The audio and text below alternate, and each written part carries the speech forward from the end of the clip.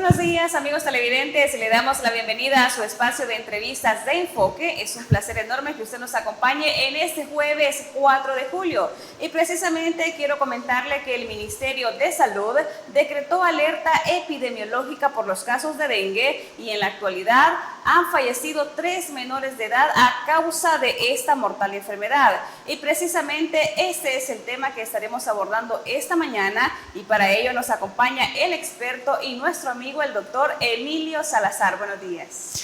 Hola, buenos días, ¿qué tal? Mire, un gusto estar aquí de nuevo. Igualmente. Y qué privilegio poder llegar hasta el interior de su hogar, mi amigo televidente, porque queremos conocer más esta enfermedad, queremos disminuir los casos, combatirla y sobre todo disminuir la mortalidad y que usted pueda gozar de una buena salud y sin tener complicaciones por esta enfermedad del dengue, que es una enfermedad 100% prevenible. Ninguna muerte puede ser justificada porque es una enfermedad 100% prevenible y que está al alcance de nuestras manos poder frenar este incremento de casos. Precisamente, doctor, vamos a aprovechar de toda su experiencia y en bloques que vienen estaremos hablando acerca de los síntomas, del tratamiento y por supuesto, como usted ya lo dijo, de la prevención. Pero queremos conocer también cómo se encuentran los casos de dengue en el país. Actualmente hay un incremento de casos y no solo en el país, sino que a nivel mundial. Las cifras oficiales de la Organización Panamericana de la Salud nos hablan de 9.6 millones de casos a esta semana que vamos cursando, esta semana epidemiológica, y el año pasado, en todo el 2023, se contabilizaron en total 4.600.000 casos. ¿Qué quiere decir esto? Quiere decir que al momento, a nivel mundial, llevamos más del doble de casos de los que ocurrieron en el 2023. Y en el país ha habido un incremento en los casos muy importante y muy significativo, sobre todo porque tenemos ya 3 fallecidos según los datos oficiales y estos 3 fallecidos son niños menores de edad y alrededor de 25 casos hospitalizados y 5 casos que están graves. Todo esto viene a ser consecuencia de los cambios en nuestro clima. El cambio climático con el aumento de las temperaturas ha ocasionado que hayan más casos de zancudos, mayor población de zancudos, no solo en El Salvador, sino en países donde antes no había de este zancudo y no había enfermedad. De igual forma, en El Salvador, antiguamente no había tantos casos de dengue en las zonas altas y en este año se están reportando un incremento de casos, incluso en las zonas altas donde tradicionalmente no estábamos acostumbrados a ver la presencia de este zancudo. Y esto es algo que es un fenómeno a nivel mundial, a nivel global, que afecta principalmente a las Américas y que ahora pues desafortunadamente, a pesar de haber tenido 5 años sin mortalidad por dengue, pues este año hemos tenido a lo que va a la fecha ya 3 fallecidos por esta enfermedad y es momento pues de tomar las acciones en conjunto, de hacer todo lo que esté a nuestro alcance como población, como instituciones, para poder combatir esta enfermedad. Precisamente, doctor, como usted lo menciona, las lluvias es lo que ocasionan también diferentes tipos de enfermedades en donde se proliferan. También queremos hablar sobre la circulación de los 4 serotipos de virus del dengue acá en el país y cómo podemos hacer esa diferencia. El virus del dengue tiene 4 variantes o 4 tipos de dengue que se conocen como DEN 1, 2, 3 y 4. De estos 4, en el pasado solo circulaban el DEN 1, 3 y el 4. Actualmente nos encontramos que se ha demostrado la circulación del DEN 2. La característica de estos 4 virus, que los virus que son más agresivos o más letales son el 2 y el 3. Estas pruebas las hace el Ministerio de Salud para al final determinar cuál es el tipo de dengue que anda circulando en el país. Clínicamente no podemos diferenciar cuál de los tipos de dengue nos está afectando. Sin embargo, el hecho de que el virus del dengue tenga 4 tipos, tiene variantes, esto tiene importancia para la población, importancia clínica, porque establece que una persona pudo haber estado en contacto con el virus del dengue tipo 1. Es decir, una persona pudo haber padecido ya de esta enfermedad. Eso no le descarta, mi querido amigo, que usted no pueda volver a padecer la enfermedad, porque hay 3 tipos restantes que si el zancudo le pica y le transmite este otro tipo de dengue, usted va a desarrollar el dengue. Ahora bien, es importante también saber que hay pruebas diagnósticas con las cuales podemos confirmar el dengue, y hacer uso de estas pruebas nos va a poder ayudar a tener mayor claridad frente a lo que nos estamos enfrentando. Doctor, también queremos conocer, aparte de que ya nos explicó los 4 tipos de serotipos que están circulando de dengue en el país, ¿cómo podemos diferenciar o saber los síntomas de una persona con dengue? ¿Cuáles serían los principales síntomas que nosotros podemos ver en nuestros familiares, en nuestros niños y decir, es dengue, tengo que llevarlo a consulta, que claramente es primordial acudir donde un profesional de la salud? Es importante conocer la alerta epidemiológica. Es decir, todo parte de que sabemos de forma oficial que hay un incremento de casos. A esto le llamamos una sospecha epidemiológica. Y luego viene el antecedente de haber sido picado por el zancudo. Una persona tiene que tener en su historial el recuerdo de haber sido picado en las 2 semanas previas por un zancudo. Luego va a presentar los síntomas de esta infección viral, que se pueden confundir los síntomas con muchas enfermedades. Por eso es importante recordar que estamos en un momento epidemiológico de incremento de casos de dengue.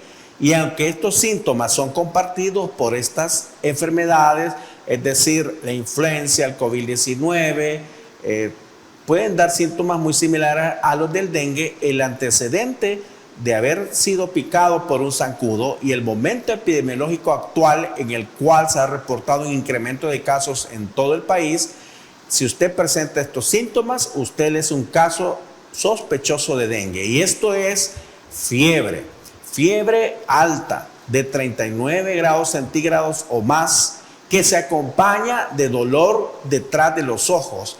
Las personas que consultan sienten o lo describen como una puñalada detrás de los ojos. Es un dolor retroocular de fuerte intensidad. Una característica importante de esta fiebre es el dolor muy fuerte en los huesos. De hecho, antiguamente al dengue se le conocía como la fiebre quebrantahuesos. Es muy característico que el paciente presente un dolor muy fuerte en sus huesos, y además puede aparecer el sarpullido, que le llamamos exantema o rash. Es un cambio de coloración en la piel. ¿En todo el cuerpo, doctor? Puede ser en todo el cuerpo, que aparece sutilmente y va apareciendo a veces en el primero, pero lo más frecuente es ahí por el 3er día puede aparecer este sarpullido. Además puede haber un dolor de cabeza de fuerte intensidad, y esto constituye los síntomas de un dengue leve, de un dengue clásico, de un dengue que esperamos que no se vaya a complicar. Pero si usted, mi querido amigo, tiene estos síntomas o un familiar en casa, preste mucha atención porque es un caso sospechoso de dengue. Doctor, tenemos también entre algunos de los principales síntomas, si es el sangrado de encías, nariz, vómitos, heces u orina también que se pueden presentar. Sí, los que ha mencionado son síntomas de dengue, pero son síntomas del dengue grave. Quiero detenerme en esta parte.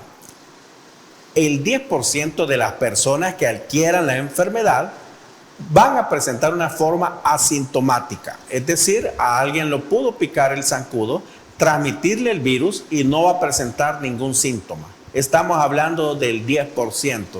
Luego viene otro amplio porcentaje de la población, hablamos aproximadamente del 80%, va a presentar una forma de dengue leve. Y las personas que tienen dengue leve son los síntomas que hemos mencionado: la fiebre, el dolor de cabeza, el dolor detrás de los ojos, el dolor de cabeza. Luego va a haber un porcentaje de personas que va a presentar una forma grave de la enfermedad, Y a este grupo es al que tenemos que identificar. Separando los tres grupos, el asintomático tuvo la enfermedad y ni se dio cuenta. El 80% que tiene el dengue Pero leve. en ese caso, doctor, el asintomático, ya que lo está mencionando, si un zancudo le pica a esta persona y el zancudo le pica a una persona sana, ¿es posible esa transmisión? Claro que sí. El dengue es una enfermedad viral. Es un virus de la familia del arbovirus y es un virus que tiene una característica. Solo puede vivir en el ser humano. El ser humano es el único reservorio. Quiere decir esto que no puede haber dengue en la vaca, en el ganado, en la gallina, sino que necesita vivir en la sangre del ser humano. Y es un virus endémico. En todo el tiempo, en todo el año, hay casos de dengue en toda el área tropical y subtropical de las Américas. Entonces, partimos de que el dengue aquí está entre nosotros. Una persona que está enferma con el virus del dengue, lo pica el zancudo. Cuando el zancudo lo pica, que es el zancudo Aedes aegypti o Aedes albopictus, primero deja su saliva. Claro, esto lo hace en cuestión de segundos. La saliva lleva un anestésico, entonces usualmente la persona no siente la picada. Cuando pone el anestésico, el zancudo pica y succiona la sangre del paciente enfermo. Cuando el paciente está enfermo, el virus pasa al zancudo, pero el zancudo no padece la enfermedad. El zancudo solo busca otro ser humano para seguir alimentándose de sangre. De hecho, es la zancuda hembra la que se alimenta de la sangre de los animales, entre ellas la del humano, y la que busca esta sangre para poder alimentar sus huevos. Cuando la zancuda se lleva este virus, pica a otra persona. Aquí hay un dato muy importante del vuelo del zancudo. El zancudo solo tiene la capacidad de volar hasta 40 a 60 metros. Es un espacio muy reducido, lo cual lleva a la conclusión que si alguien tiene dengue, lo más probable es que lo ha picado el zancudo que está en su casa. Cuando pica a una persona sana, ahí le inocula el virus y le produce la enfermedad. Puede ser asintomático, no presentar ningún síntoma, pero sí puede transmitir la enfermedad si en ese momento el zancudo le pica. Y aquí viene algo que en la medicina le llamamos la historia natural de la enfermedad. Entonces, la historia natural para el 10% de la población es que va a tener una forma sin síntomas, pero que puede transmitir la enfermedad. La mayoría va a tener una historia natural de un dengue leve. ¿Y esto cómo es?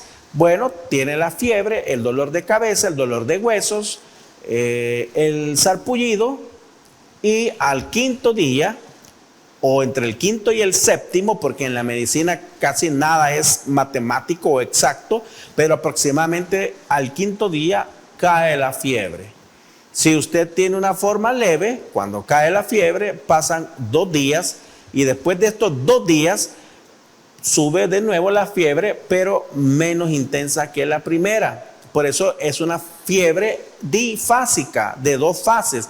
Esta es la historia natural del paciente que tiene dengue leve. Tuvo los síntomas del dengue clásico, pasó 2 días, que cayó la fiebre, y luego una fiebre más suave que la primera, y se recuperó en la mayoría de los casos por completo. Este es el 80% de la población. Ahora, lo más importante es identificar el 10% de las personas que va a desarrollar una forma grave. Y a partir de la historia natural del dengue clásico o del dengue leve, presentan los mismos síntomas. Puede pasar los primeros 5 días como un dengue leve. Usted consultó, su médico lo evaluó y lo vio estable. Como es natural, lo despacha a su casa. ¿Cuándo aparecen los síntomas del dengue grave? Usualmente aparecen cuando cae la fiebre. El quinto al séptimo día, el día que cae la fiebre, es cuando usualmente esperamos las complicaciones. Y un paciente que tiene un dengue leve, en cuestión de horas puede evolucionar a una forma grave. Y no hay una forma en la que yo pueda predecir que un paciente que yo lo veo en la clínica vaya a evolucionar a una forma leve o vaya a evolucionar a una forma grave. Es el alto grado de sospecha que tenga el familiar el que le va a permitir identificar los síntomas de gravedad. Y esos síntomas de gravedad son lo que ocurren cuando cae la fiebre y puede empezar con dolor abdominal. Dolor abdominal es el primer síntoma de gravedad y luego puede aparecer náuseas, vómitos y luego vienen las manifestaciones hemorrágicas. El paciente, por ejemplo, se va a cepillar los dientes y las encías tienen sangre. O cuando vomita, los vómitos tienen sangre. O las heces también pueden tener sangre. Estos son signos de alarma y esto le obliga, aunque su paciente o su familiar le haya caído la fiebre, si de pronto presenta dolor abdominal, no piense que es una indigestión, no piense que es un malestar estomacal, sino que constituye un signo de alarma y tiene en ese momento que buscar atención especializada de inmediato para poder darle un tratamiento oportuno a un dengue de forma grave. A nuestros amigos televidentes les pedimos que no nos cambien porque ya retornamos con más enfoque.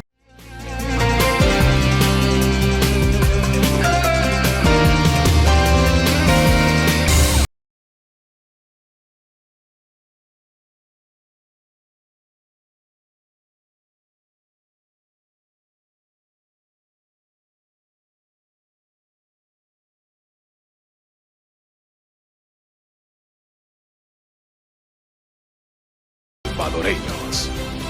Farmacia La Buena, la farmacia de todos.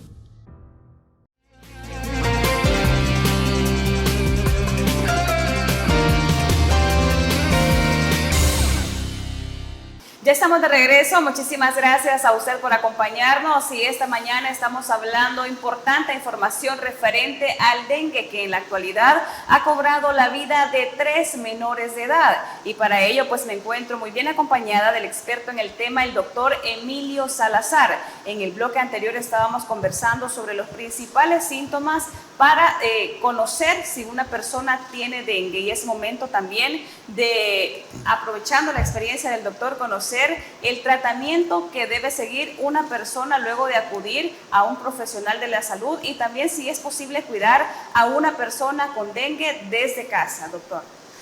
Claro que sí. Cuando hablamos de tratamiento, venimos desafortunadamente a quitar un mito de las enfermedades.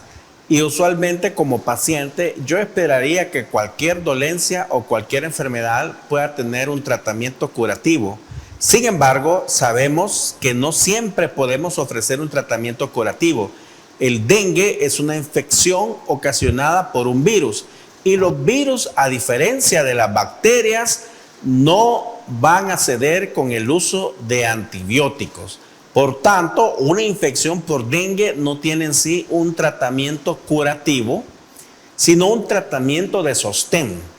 Y este tratamiento de sostén, en el caso de que usted tenga síntomas de dengue y usted sospeche que sea un caso de dengue, empieza con la consulta con su médico de confianza o con la institución de salud que usted tenga más cercana, porque tiene que tener un primer contacto con un médico para que le pueda orientar su tratamiento. Cuando hablamos de no automedicarse, empieza con la detección oportuna de los casos, que usted pueda recibir un diagnóstico adecuado y luego, si usted es un caso sospechoso de dengue, puede realizarse una prueba para confirmar si tiene o no la enfermedad. Ahora, no necesita el 100% de la población estas pruebas, sin embargo, es bueno saber que podemos tener acceso a pruebas para detección. Una es la detección del antígeno del dengue, se llama antígeno para dengue NS1.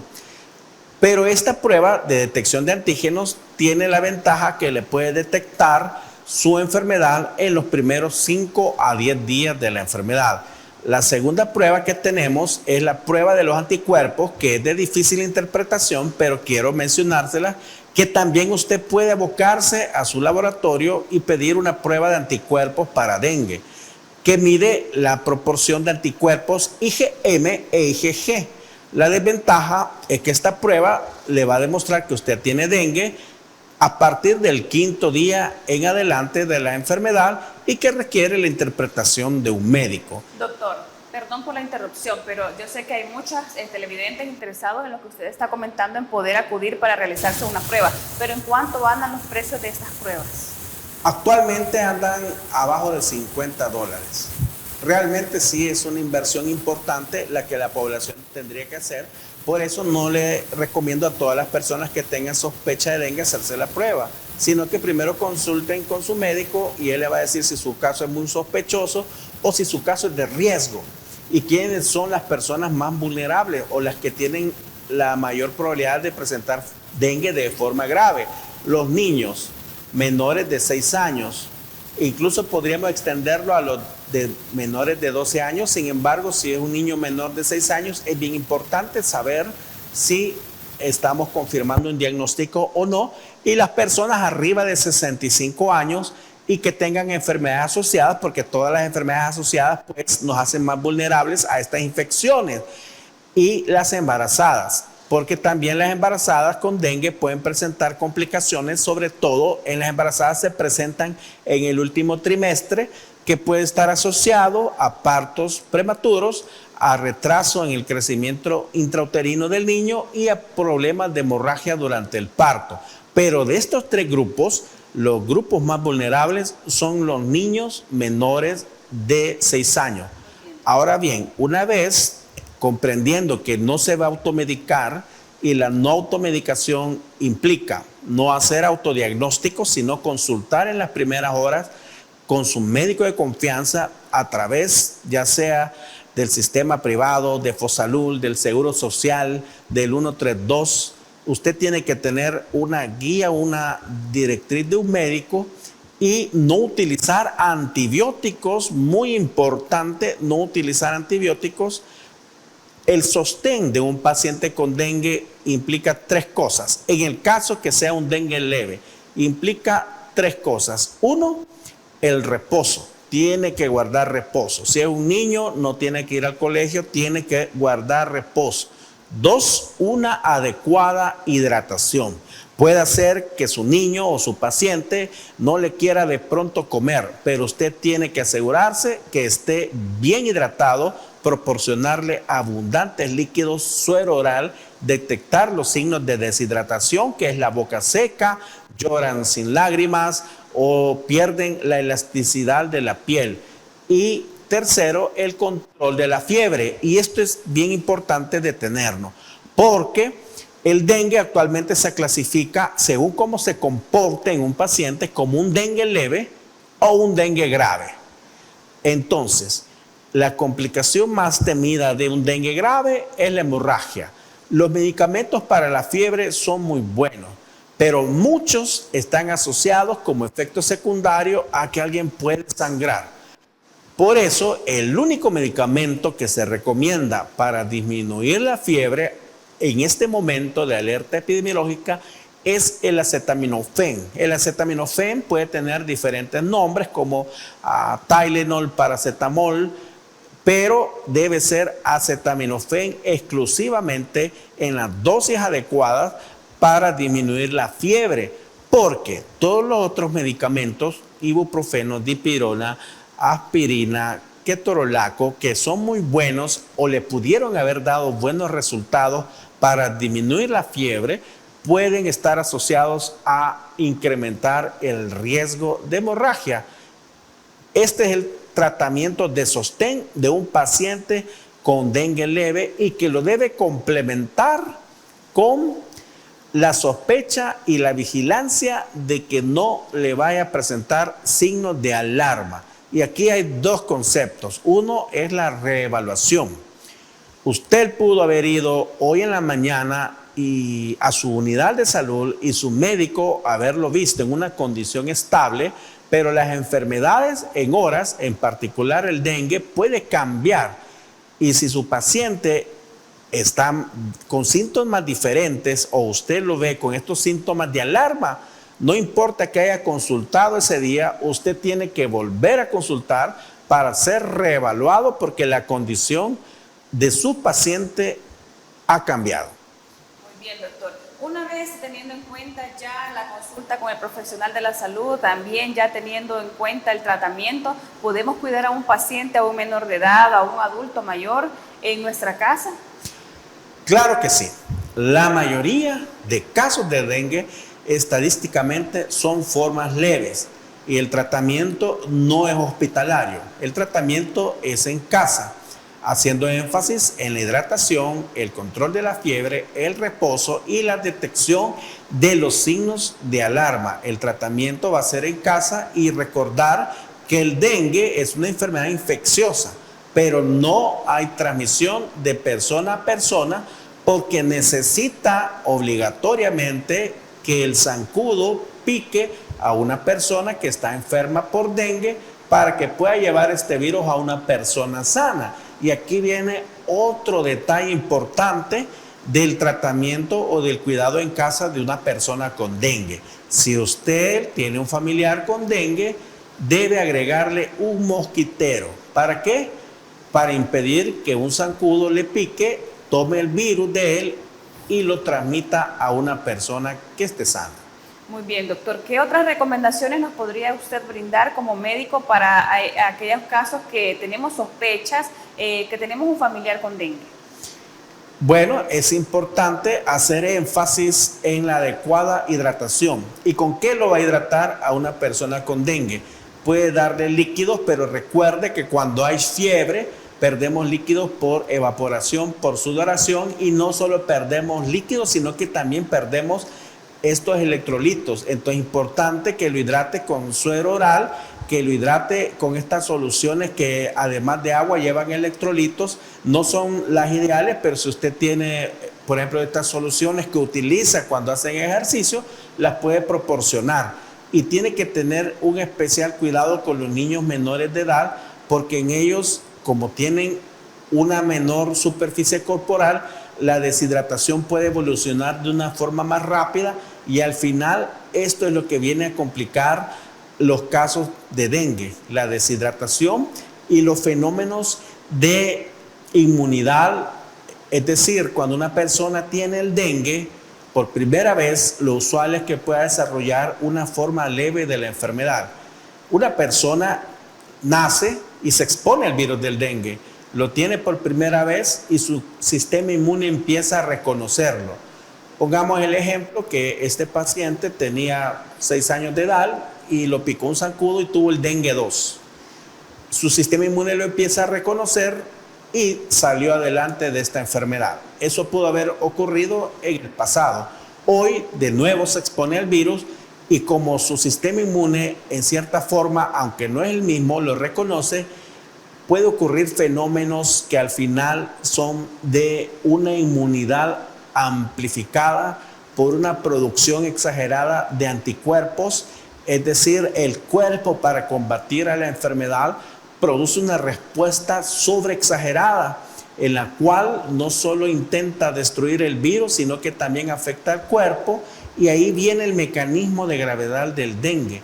Produce una inflamación severa. Ahora, esta inflamación no es una hinchazón que usted va a ver, sino que es a nivel microscópico, a nivel de mensajeros, a nivel de mediador inflamatorio, que al final nuestras arterias se encargan de mantener el volumen de agua en la sangre y las arterias aumentan su permeabilidad y permiten la fuga del agua. Y entonces los pacientes que desarrollan formas graves de dengue, aparte de disminuir las plaquetas, aparte de poder presentar problemas hepáticos, problemas renales, el agua se escapa de sus arterias, se deshidratan, pueden presentar derrame pleural, derrame pericárdico o líquido libre en el abdomen como producto de la fuga de líquidos y la deshidratación. Esto sería una forma grave del dengue, pero por eso uno de los pilares del tratamiento de las formas leves, y tanto leves como graves, es una adecuada hidratación. Muy bien, doctor. Importante información que cura. Nos vamos a pausa comercial. A nuestros amigos televidentes le pedimos que no nos cambien, no sin antes recordarle que si necesita recibir medicamentos hasta la puerta de su casa, nada más debe llamar o escribir al número de teléfono 2609-9000 y Farmacias La Buena le lleva las medicinas que usted necesita, por supuesto, hasta la puerta de su hogar.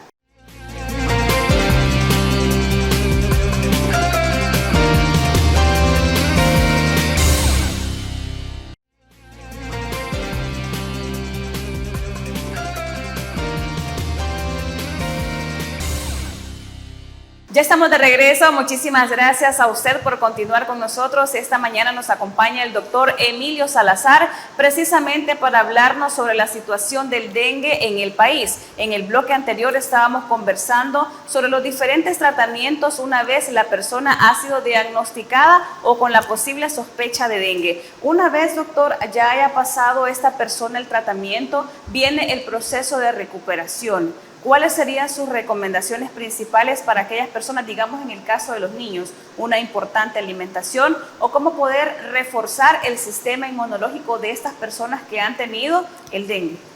Bueno, poco a poco, después de tener un dengue clásico, se ha guardado reposo, debe comenzar y progresar con una alimentación balanceada. Es importante pues proveer una adecuada dieta en frutas, verduras, siempre mantener la hidratación y sobre todo que tenga una adecuada ingesta de vitaminas, sobre todo el ácido ascórbico o vitamina C, que la puede encontrar en los limones, las naranjas, y tener progresivamente una dieta normal. Muchos pacientes, dependiendo de la forma de gravedad que tengan, pueden presentar problemas de que se les va el apetito o que casi no comen durante la enfermedad, y paulatinamente, conforme se vayan reincorporando a su rutina normal, se debe procurar una alimentación balanceada. Es decir, no hay restricción dietética, sino que al contrario, tiene que proveerle de los 3 grupos que son las azúcares, las proteínas que están presentes en el huevo, en la carne del pescado, la carne del pollo, y también pues las grasas son parte importante. La nutrición durante la enfermedad es importante, pero usualmente la enfermedad se puede acompañar de pérdida del apetito o de náuseas, y por eso en el periodo de convalecencia, cuando ya pasó las 2 fases del dengue, ahí es importante pues restablecer una adecuada nutrición. Muy bien, doctor, muchísimas gracias por esas recomendaciones. Le mencionamos a nuestros amigos televidentes que nuestro doctor también tiene un canal de YouTube para que usted vaya y lo pueda seguir y por supuesto enterarse de temas importantes de salud. ¿Cómo lo encontramos, doctor? Claro que sí, en YouTube como Emilio Emergencias, ahí estamos. También en Facebook tenemos información objetiva, sencilla y corta en salud. En Facebook como Dr. Emilio Salazar. Y en estos momentos donde es tan indispensable la trayectoria, la experiencia de un profesional de la salud, ¿cómo lo podemos contactar para una consulta médica? Bueno, puede agendar una cita al 7848-0041, 78-48-0041. Somos especialistas en cuidados intensivos y en todo tipo de emergencias. Excelente, ahí tenía usted entonces, amigos televidentes, los datos para que usted pueda hacerle cualquier tipo de consulta en torno a temas de salud al doctor Emilio Salazar. Precisamente seguimos con nuestro tema y es importante conocer algo que realmente puede ayudarnos a evitar toda esta parte del tratamiento, los síntomas del dengue. Estamos hablando de la prevención, doctor.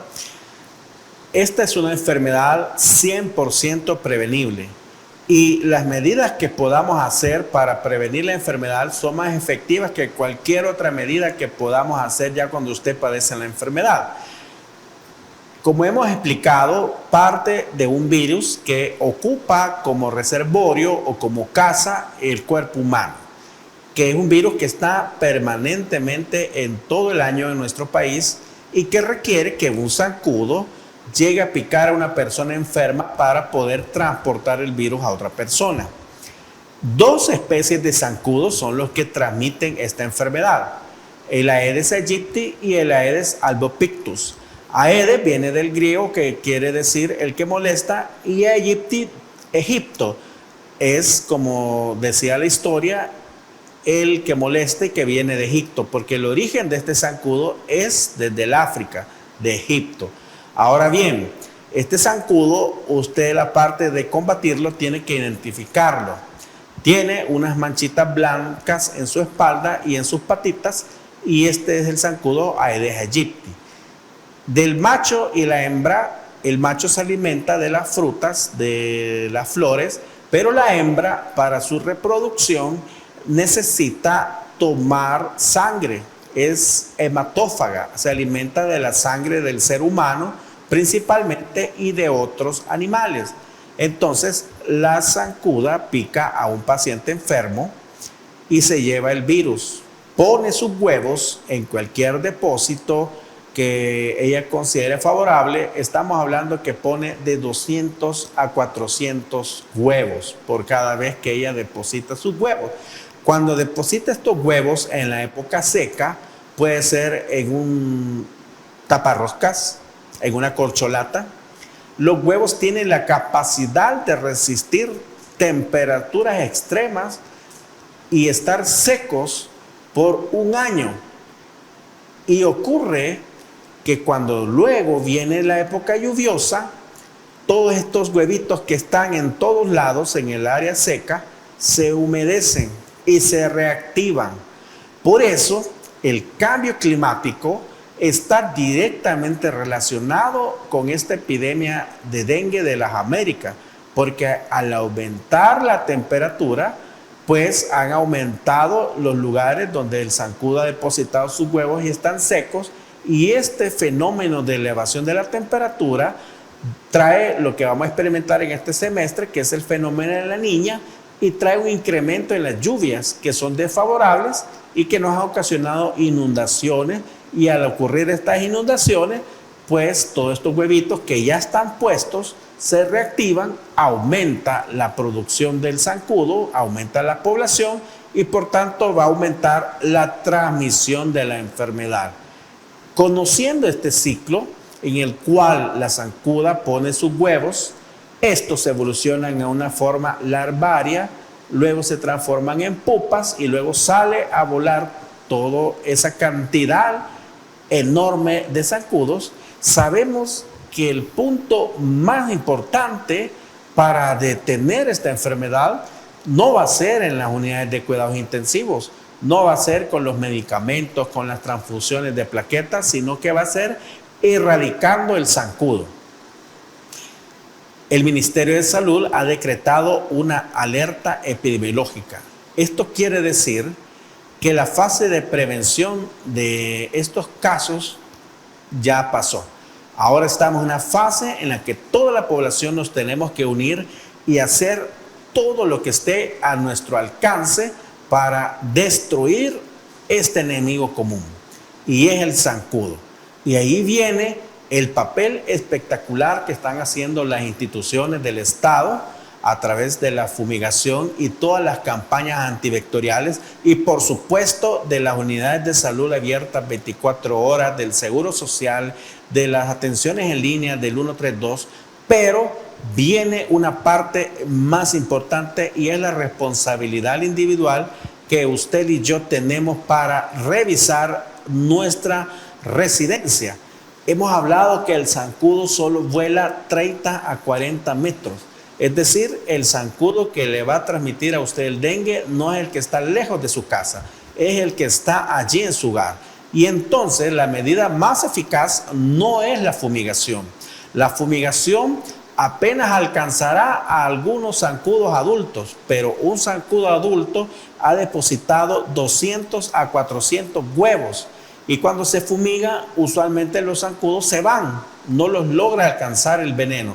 Pero si usted revisa su casa, revisa su calle, su acera, su patio y elimina estos criaderos, podrá tener un impacto positivo y favorable para contribuir a la salud de su hogar, para poder evitar que usted esté con problemas con el dengue. Entonces tiene que ir a revisar cualquier objeto, basura, depósito que tenga la capacidad de almacenar agua básicamente es una tarea de aseo, de higiene de nuestra propia comunidad, de organizarse los actores sociales, las iglesias, las asociaciones, los clubes deportivos, organizar campañas de recolección y eliminación de criaderos de zancudos, que son estopas de coco, corcholatas, taparroscas, llantas, pero cualquier cosa que esté en el patio y que pueda acumular agua es un criadero potencial de zancudo, y sobre todo en el interior de su hogar,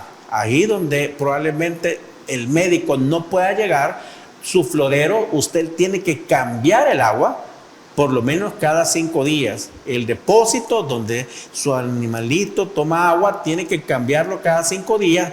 Pilas, barriles, cualquier depósito de agua tiene que hacer 2 cosas: mantenerlos tapados y limpiarlos y pasarles un paste por lo menos cada 7 días.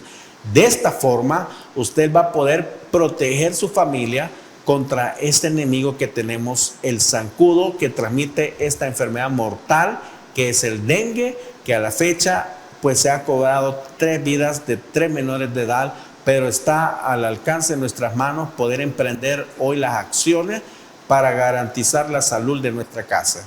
Excelente, doctor. Con esta importante información nos vamos nuevamente a pausa comercial. Retornamos enseguida, no sin antes recordarle a la población que si necesita recibir medicamentos hasta la puerta de su casa, nada más debe llamar o escribir al número de teléfono 2609-9000 y Farmacias La Buena le lleva las medicinas hasta la puerta de su hogar.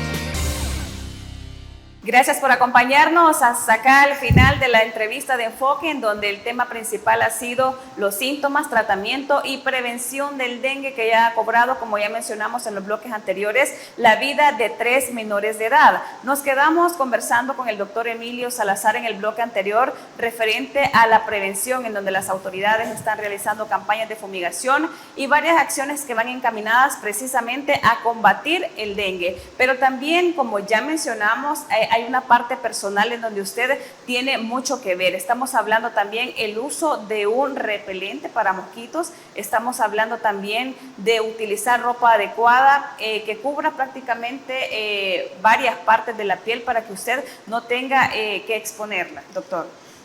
Sí, bien importante utilizar un buen repelente. Sí. Y este repelente tiene que tener un compuesto químico que usted tiene que buscar, porque hay muchos repelentes y a veces llegan las personas y me dicen: mire, yo uso repelente y siempre me pican los zancudos. DEET. Busque esa sigla en el repelente DEET. Lo otro es conocer qué le gusta al zancudo. Bueno, al zancudo le gusta salir en las mañanas y salir en las tardes a picar, a alimentarse, al atardecer. Y le gusta más picar los miembros inferiores, picar los pies y las piernas. Entonces, pues, es momento de que si usted va a salir al patio o va a salir a la calle y usted de las personas que dice: una vez salgo de mi casa me pican los zancudos, por supuesto, tiene que utilizar ropa que le cubra la mayor cantidad posible de su cuerpo, pero en particular los miembros inferiores. Cubrirse con pantalones, estar bien cubiertos, sobre todo si está en zonas de riesgo, para evitar estas picadoras de zancudo. También hay ciertas plantas que emiten un olor repelente para el zancudo, que esto ya es como quizás un tema un poco más difícil, pero si en su jardín usted puede tener esta planta de lavanda o de citronela, estas producen un olor que es un repelente natural del zancudo. Y por qué no invertir en poner estos mosquiteros, estas telitas en nuestras ventanas, en nuestras puertas, utilizar mosquiteros cuando duerme. Al final, si usted logra con un poco esfuerzo o una pequeña inversión evitar estar lidiando con esta enfermedad tan grave, eso va a ser una gran bendición para usted y su familia. Y recordarles no automedicarse, y la automedicación incluye no autodiagnosticarse su enfermedad, sino que, hemos hablado de que hay pruebas para que usted conozca que hay pruebas que hacerse, pero siempre bajo la dirección de su médico. No utilizar antibióticos, y recuerde el concepto de reevaluación. Yo puedo verle a usted, mi querido amigo, ahora a las 10 de la mañana y verlo estable. Pero esta enfermedad en cuestión de horas puede cambiar el escenario clínico, y si algo cambia de su evaluación inicial y usted sencillamente lo ve mal a su familiar, es oportuno hacer una reevaluación con su médico de confianza. Así es, doctor. Como ya mencionamos anteriormente, importante información que cura y qué mejor poderla prevenir. Doctor, muchísimas gracias por habernos acompañado en este espacio. Siempre es un placer poderlo recibir y poder darle a conocer también a la población salvadoreña parte de su trayectoria y de su conocimiento. Lo esperamos nuevamente. Un gusto y que Dios los bendiga a todos los televidentes. También a usted, amigo televidente, muchísimas gracias por su fiel sintonía y recuerde, la prevención es una de las mejores armas, sobre todo en esta problemática del dengue. Nos vemos en una próxima emisión de Enfoque.